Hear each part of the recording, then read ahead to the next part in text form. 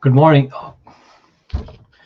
Good afternoon, ladies and gentlemen. This is your host, Dr. Khokhar, with the program Bible Explains It All from the beautiful and the sunny city of Dallas, Texas. Thank you very much for joining us this afternoon in Dallas, Texas, and probably there are some other parts of the world. There's probably just like the mornings or evenings. So wherever you are, so God bless you. Now, we are just talking about the topic of why do we need God of Abraham, Isaac, and Jacob to pay our national debt.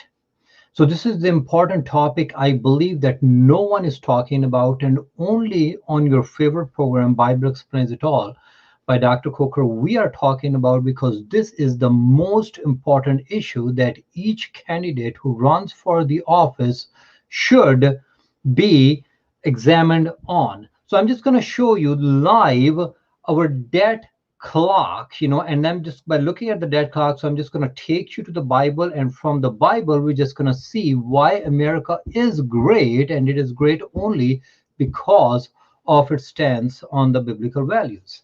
So let's go to the national, just bear with me. So I'm just going to share the screen with you, and this is here. All right. So if you're with me, this is a live debt clock of U.S. debt. What is going on in the U.S. right now. It is about the U.S. is in the debt of $27 trillion by looking at it, and each citizen is about in the debt of $82,000. So I'm just going to tell you why the Bible, if we just swerve away from the biblical values, so then this debt we will not be able to pay, and then it will become we have to compromise our standard of livings, not our own standard of livings, but we are compromising the standards of livings for the generations to come. I will come back to this beautiful live debt clock, but before we just going to go into that, so I'm just going to talk about exactly what is the difference between the national debt and the difference between the budget deficit is. Most of the time, and I know it's just probably just going to get a little bit dry, but I tell you, I promise you'll get a lot of education in this program to know, if you'd just like to know and to discuss with someone what the national debt is. Now, there's a difference between a national debt and the budget deficit. So please do not mix these two things together. When you talk about the budget deficit is once the government revenues, collecting revenues through the taxes, minus the surplus, and that is pretty much the budget deficit. So the revenues, tax revenues, minus the surplus, and if it's just like goes into the negative, then it's just become the deficit. If it's just going the positive, it becomes the surplus. On the other hand, when you talk about the national debt, it is the cumulative total of all the budget deficits, cumulative total of all the budget deficits minus any surpluses. That's $27 trillion, what you saw on the clock. That's what it is.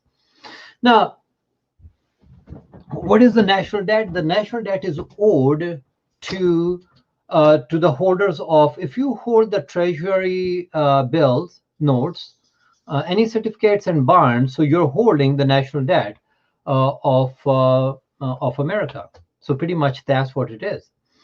Now, I'm just going to take you to the Deuteronomy 15:6 in the Bible. So Deuteronomy 15:6, it says, "For the Lord your God will bless you as he has promised, and you will lend to many nations, but will borrow from none. You will rule over many nations, but none will rule over you." My brother and sister is saying, the God has promised that you will lend to many nations. Whose God is promised? If you see, the Bible is covenants, prophecies, and those covenants and prophecies, they are becoming true. That I mean, we talk about this. I'm not going to go into this, but God is saying that you will lend to many nations. Lend means it's not about to, sometimes it's just like loaning, but it's also just giving the aid. And if you see, America is just giving aid to lot of countries in millions and billions of dollars. I don't know if you know this or not. I mean, just like number one in 2000, according to the 2018 survey, Afghanistan is number one in getting American aid. Then Israel is number two in getting American aid, then Jordan, then Egypt, Iraq, and you just keep going on and on. So we're just giving aid on the humanitarian purposes to a lot of the different countries, which is great, and there's nothing wrong about it, you know. But the thing is this, God made a promise that through your seed, I will bless all nations. That's exactly what God is promising. Now, if you really go into Genesis 20, I'm just going to say 22 and 18, and it's saying, in thy seed shall all the nations of the earth be blessed, because thou hast obeyed my voice. Now, who is that seed? Exactly, who is that seed God is talking about here? I mean, I'm just telling you, the Bible is all about the covenants and the prophecies, and God is making the covenant that through your seed, I will bless the whole world. What is that? Who is that seed? And I'm just telling you, you are the people who believe in the Lord Jesus Christ. They are the seed. I'm not saying this. If you see Galatians chapter 3, verse 29, it's saying, if you belong to Christ, then you are Abraham's seed, heirs according to the promise. So it's saying that if you belong to Christ, you are the seed. And that seed, God said, I will bless everyone through you. No, my brother and sister, it's just like if you see Matthew chapter number 1 is talk about the genealogy of the Jesus, and the genealogy of Jesus is going back where? To Abraham, and Abraham has a direct, Jesus is direct in relation with Abraham if you see the genealogy, and that's why we call that Jesus, the promise, the seed is Jesus, and through Jesus all the Gentiles were blessed. Now, how does that work if you really, I'm just going to, and sometime, and I'm just trying to portray that we, USA, is a Christian nation, but a lot of people, they're just like probably debating on it and say, we are not the Christian nation. And somebody say that America is a Christian nation, so they have a problem with it, right? So, but in my previous program, I already talked about this a little bit, but I'm just gonna share this with you. Just bear with me. Okay, so just bear with me. I'm just gonna share this screen with you. Hold on. Okay, I'm there. Okay, it's saying our nations, the debate over Christian America, that is using the past to save our nation, the debate over Christian America. Now, if you look at it, Billy Graham, an evangelist, popular evangelist, and President Dwight Eisenhower, shown here in this on May 10th, 1957, both sought to save the United States from communism in the 50s. Okay? Graham crusaded against atheistic communism by converting Americans to Christianity, while Eisenhower used military means to contain the spread of communism. Now, if you tell me, my brother and sister, if you tell me that we won the Cold War with our own any powers or something, so I would just say that that's not true. I mean, the reason I just say, when I talk about the Constitution is in the rare past. But if you see the Cold War is not that far in the past. You can really just go, and a lot of people, they can relate to that Cold War, and they can see what happened in the Cold War. Even Ronald Reagan, he called Russia as an evil empire on the basis of the communism. And now what's going on? We just want this, we are adhering to all the principles, to me, if you really see, and the communism was standing for the socialism. Okay, so what I'm just taking this conversation into is this: for our $27 trillion of debt, we need the Christian values to pay this debt off. Otherwise, we all forfeit our standard of living. And don't think so. This is just like a talk. It really, really happened, and I'm just going to prove and rationalize into it. Okay. Now, who is the seed of Abraham? Let me go back to the seed of Abraham is you, and probably the country who really, really rooted in, really rooted in the Christian principles. Now, if you belong to Christ, I told you, then you are the seed of Abraham. Now, why is America great? Let me ask you a question. Why is America? America is only like a few hundred years old country, right? So why is America great? Why we are the number one economic power in the world? America is great because of its economic might. Everybody can tell you that, because that's why people all over the world, they just want to come to America because of its economic might. And where does that economic might comes from? From your technology advancements, right? Technology advancement, and where that technology advancements come from, that comes from the innovation.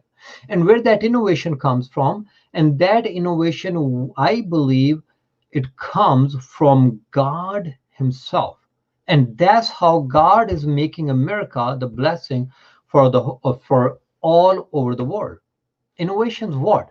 If you see all the innovations, all the main innovations are coming from America. Only for a couple of 100 years old country, which is based on the Christian values, is coming from your aeroplane, okay, your fly everywhere, your computer, your social media, your automobiles, your camera, your TV, name on and on and on and on. It has come. All these innovations are coming from where? They're coming right here from United States of America. Only couple. Why? Why are we like any special people here in the United States of America? No. Other nations, are they not smarter than us? Obviously, when the settlers they came here in America, they were not. I don't think so. They were in any way, fashion, or form. They were smarter than the Europeans at that time. But if you see all the innovations, the major innovations of the world, which are holding this world together and running on that platform, is coming from America. And why do you think those all the innovations are coming from America? It's all the innovations are coming from America. So it's my contention is this, because we are rooted in the Christian values. What else? I mean, you just said it yourself. We are not any like a special kind of the people with any kind of hooves or any kind of horns on our head. So why all these innovations are coming from America? And the settlers, you said it, and I mean, this is a historical truth.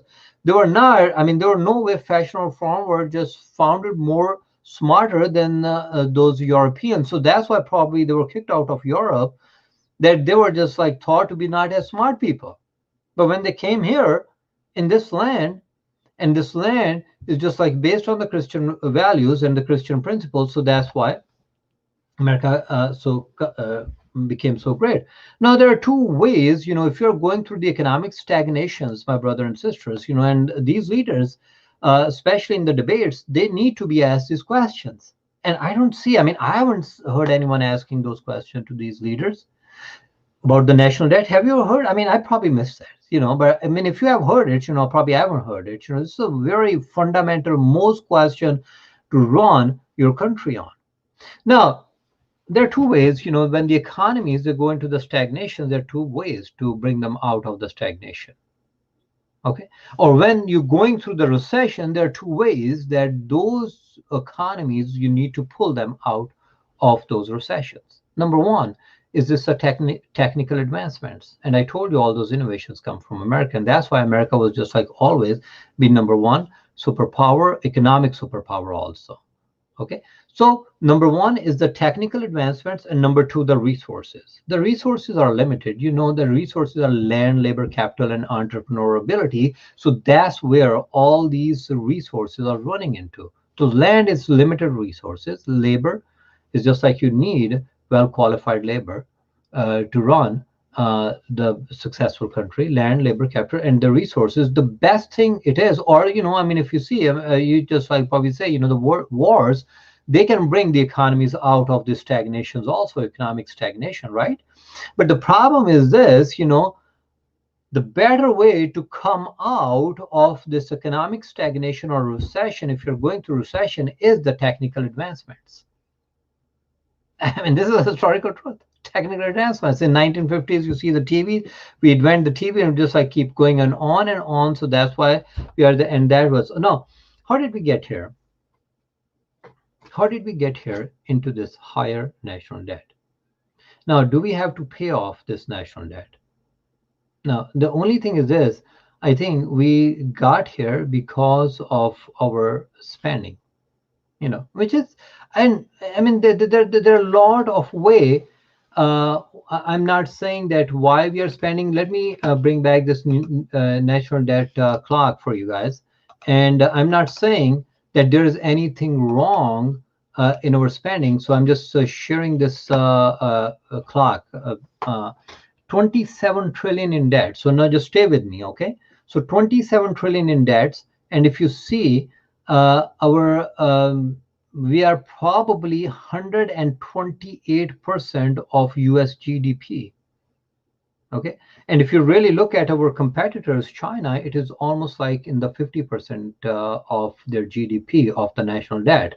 So in 60s we were 52%, and then if you really see, when we collect all these taxes, when we collect the taxes, what happened to those taxes?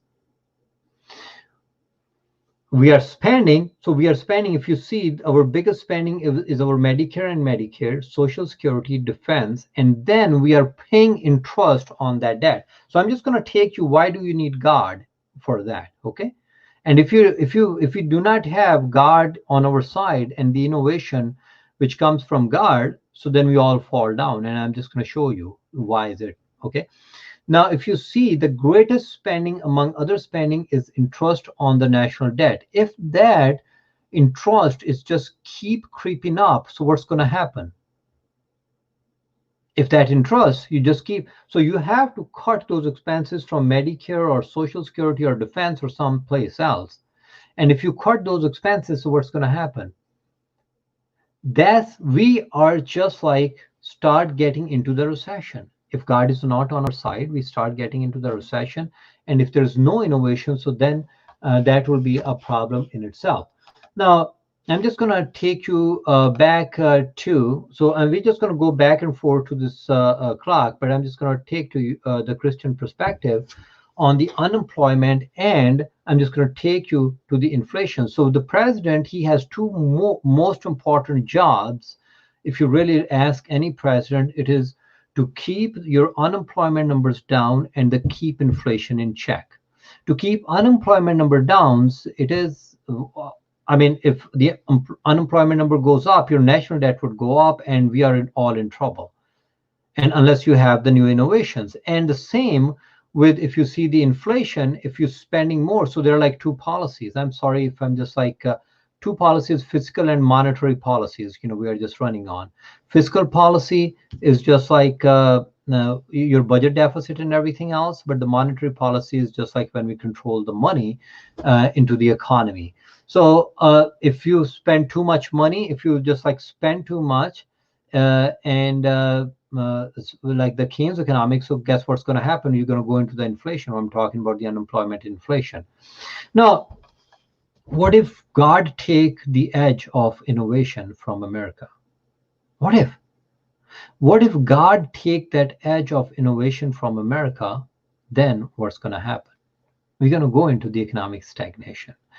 Why? Because our national debt is keep creeping up. And if our national debt is keep creeping up and we are paying interest on this national debt, so what's going to happen? So we will definitely, we just start seeing the recession. If we just, I mean, you would say, the technical advancements of every year, just like we are just going through these technical advancements every year, we just keep going on. That's right. But you need God. You need God to have those technical advancements, and if you don't have God, so we are not any special people, my brothers and sisters. So that's why it's very important to have a Christian leader who understand. And I'm just gonna show you this. Ronald Reagan, he's calling Russia an evil empire on the basis of communism, and he is discussing Russia as a communist country. And it is okay, so let me share this screen with you with the okay, so here is President Reagan, and I'm just going to play that for you. The greatest evil is not done now in those sordid dens of crime that Dickens loved to paint. It is not even done in concentration camps and labor camps. In those, we see its final result. But it is conceived and ordered, moved, seconded, carried, and minuted in clear, carpeted, warmed, and well-lighted offices by quiet men with white collars and cut fingernails and smooth-shaven cheeks who do not need to raise their voice. Well, because these quiet men do not raise their voices, because they sometimes speak in soothing tones of brotherhood and peace, because like other dictators before them, they're always making their final territorial demand, some would have us accept them at their word and accommodate ourselves to their aggressive impulses. But if history teaches anything, it teaches that simple-minded appeasement or wishful thinking about our adversaries is folly. It means the betrayal of our past, the squandering of our freedom. So I urge you to speak out against those who would place the United States in a position of military and moral inferiority. You know, I've always believed that old Screwtape reserved his best efforts for those of you in the church. So in your discussions of the nuclear freeze proposals, I urge you to beware the temptation of pride, the temptation of blithely declaring yourself. Okay, so it is talking, President Reagan is talking about the moral and the military inferiority. What does that mean? It means if you lose your moral values, and their moral values are coming from where? And he is addressing those evangelists, in 1983. So those moral values are coming from the Bible and nothing else. So my brothers and sisters, so I'm just going to tell you this. If we do not stay under God, under one God of Abraham, Isaac, and Jacob, and he is the source of all the blessings to America, this few hundred years old nation, then we will lose the edge here in America. And if we lose the edge, so we'll lose the economic edge of America, because if we lose the edge of the innovation. So I'm just gonna say with this, I pledge allegiance to the flag of the United States of America and to the one republic for which it stands, one nation under God of Abraham, Isaac, and Jacob, indivisible, with liberty and justice. Justice for all is just a great, and I showed you in my previous program that it's justice for all. And if we do not have that justice for all, my brothers and sisters, so that's not America, and that is not nation under one God. God bless you all, and thank you very much for watching, and God bless you all. So I'm just gonna hope this program be the source of blessing for all of you. God bless you. Bye.